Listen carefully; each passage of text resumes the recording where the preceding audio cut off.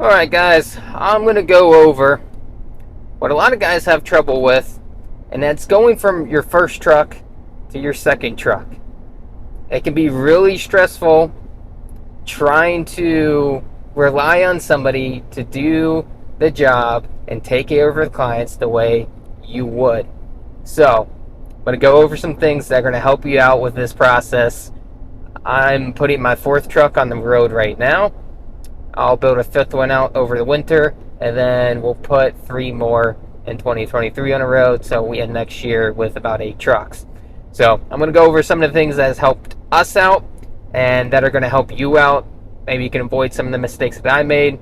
But overall, I'm going to make this kind of quick and sweet so you guys can start to just get in the mindset of what you need to be thinking about, the questions and problems you need to solve ahead of time, getting that second truck on the road. First things first, we're going to talk a little bit about money. I'm not going to dive too much into the finances, but when you're running one truck, you're the main man in the show, and you have someone else who's working with you, you need to make sure that you're profitable with you and that other guy. You need to be able to set money aside so you can invest into this second setup. So, in order to put money aside to buy a second setup, you have to be profitable with you and just another guy. Or you and 2 guys in the truck. If you have a crew cab like this, you can fit the guys in here. However you want to do it, make sure you're profitable so you can save money to reinvest into another setup. So, if you're not able to do that now, you have you're not even ready to get into your second truck. You got to go and figure out what's wrong with your finances, whether you're not charging enough, whether you don't have production rates in place, whether you're not hitting your target hourly goal. I've made some videos about this on how to figure that out, how to structure your business around hitting your target hourly goal. That's not what this is going to about. I'm going to assume that you are ready to buy a second truck, or you already have a second truck and you're going through the process of wanting to put somebody in it. Maybe you have one that's laying around, or it's your girlfriend's, or however it is, you got a second truck you want to put on the road. So, A, make sure you're profitable. B, you need to have some sort of mobile field app that your technician, your employee, whoever's running that second truck for you, can have a job list so they know all the properties they need to go to and all the job notes for that day that are associated with those properties. Reason why job notes are super important is because in this line of work, a lot of our clients want different things done for their houses. Some people really want their hedges trimmed every single service, even if they only have a couple sprigs coming up there.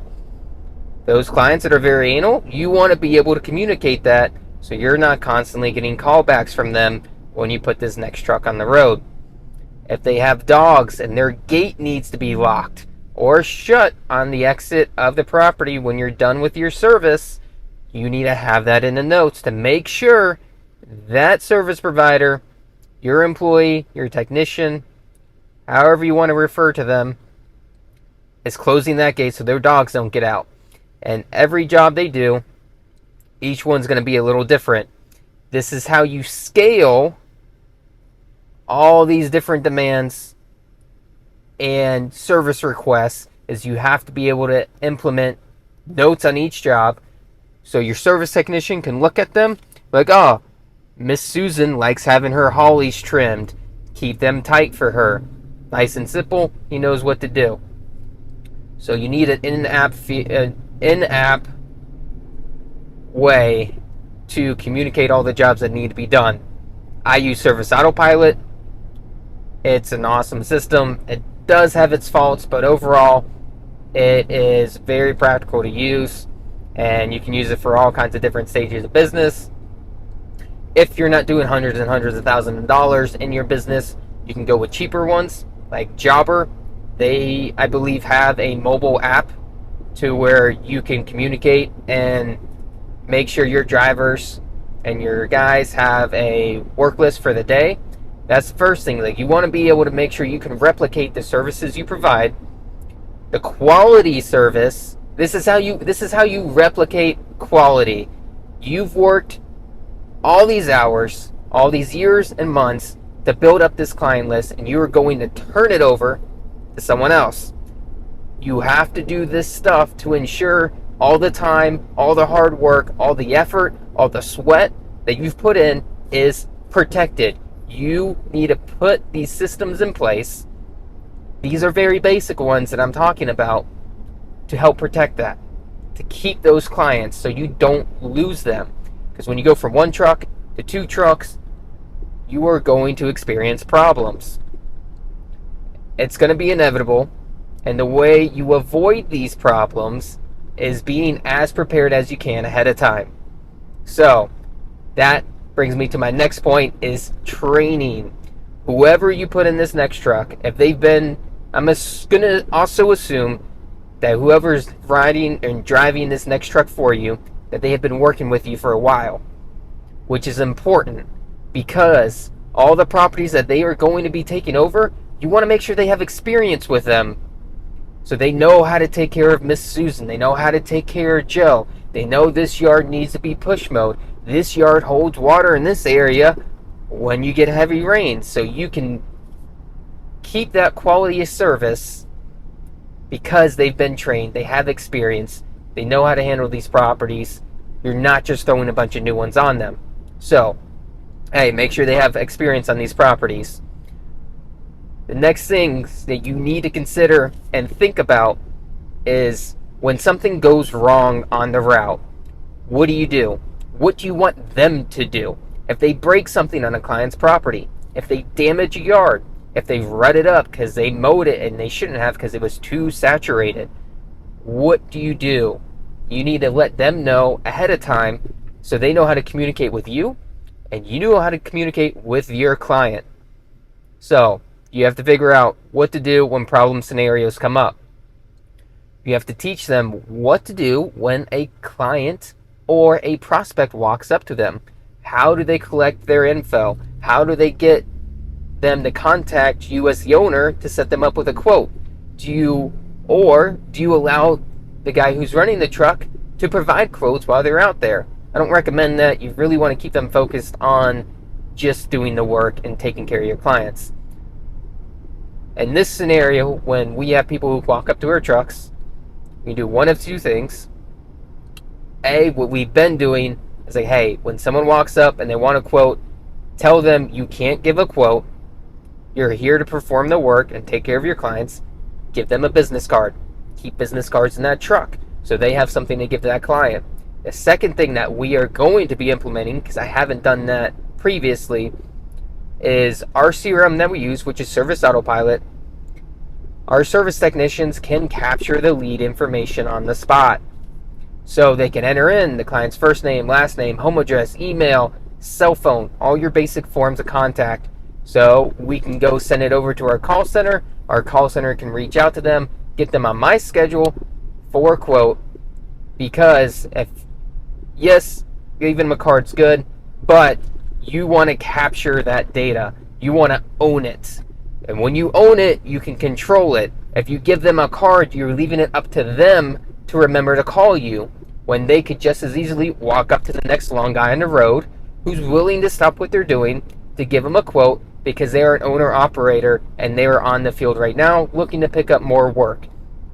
Different scenarios, but it happens. So you want to own that data and be proactive and reach out to that client, get them on your schedule, get that quote out, and they'll be like, oh, these guys actually have a process and a system in place. This is cool. This is a professional company to make you look good. So think about problem scenarios, what to do when clients walk up to them, and just about anything else you can think of that you have to deal with on a day-to-day basis that your employees aren't currently having to do that you think they might have to do. If you get a hole in your mower tire, do you have plugs in the truck? Do they know that they have an air compressor on hand or where the local gas stations are to go and fill it up? Things like that happen all the time. You got to be prepared. And the reason why you want to be prepared is that it keeps your employee from stressing. When they know they have a certain procedure to do when they're in this specific situation, they can handle it with confidence and, more importantly, speed. You don't want them sitting around, their thumb up their ass, not knowing what to do, or they have to rely on you to pick up your phone while you're working, running another route. You might not even have your phone on you. You want to give them the opportunity to be as independent as they can when they're running your vehicles for you. So, make sure you're profitable. Get a good CRM so you can communicate your job notes. This is going to relieve a lot of stress for you and your employee and your customers, because you're going to be able to transparently communicate how they're supposed to be taken care of. Super important that you have a good CRM to use. This is one of the baselines to being able to scale your business out, is having a good CRM with mobile apps that your guys can use out in the field, and everything can be communicated across the board. Then think about every scenario they're going to come across to the best of your ability, and put a procedure in place to the best of your ability so they know how to handle it. If they break something, do they contact you? Do they fill out a form? Do they email the client? Do they knock on the door? You have to go over this stuff with them so they are equipped, they are armed, they are ready to go out there and handle this stuff. Because if you don't, they are going to freak out, they're going to be stressed, your clients are going to be more stressed because they have to talk to the service tech who doesn't know what he's doing. Then they have to call you, who's supposed to have trained this guy, and it just creates a bad experience for everybody. So you want to minimize that as much as you can. You're not going to be able to think of and prepare for every single situation. You're going to learn as you go when you get your first truck on the road. There are going to be scenarios you didn't think about, or problems you didn't think about, that you're going to have to handle and create solutions for. For example, when I put our Ranger on the road, our first push mowing setup, I trained our employee, Chase. He was very green coming into this, very little experience. I trained him for 4 weeks, and then I threw him in a truck. Overall, he did really good for this scenario and the situation. He picked up all the workload. He started taking care of 40, 50 properties for us. The problem I had is that he didn't have enough training on how to handle properties that have a lot of detailed work. I'm talking about properties who have shrubs all the way around their house. They have flowers that some can be pruned and some can't. They have weeds growing through all these tight detailed areas that you might not notice until they're already overgrown. So he needed more training on how to handle these higher end, more detail oriented properties. I kept getting calls, emails, and complaints in regards to that their property was not kept up par and their services had declined in the quality that they were receiving. This happened numerous occasions, and at the core of it, it came down to me not spending enough time with him training on how to manage this stuff.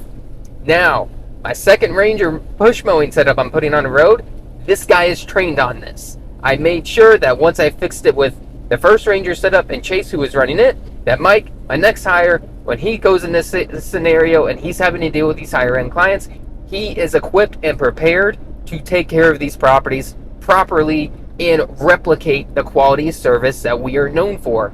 We are, and I don't say this as boasting or bragging, this is all created with intention.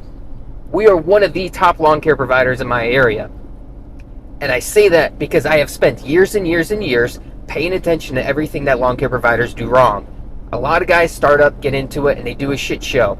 I figured out all the small details, all the things that lawn care providers do wrong, and I've created systems out of it and a quality of service behind it. So I need to be able to replicate the quality of service that we have been previously known for.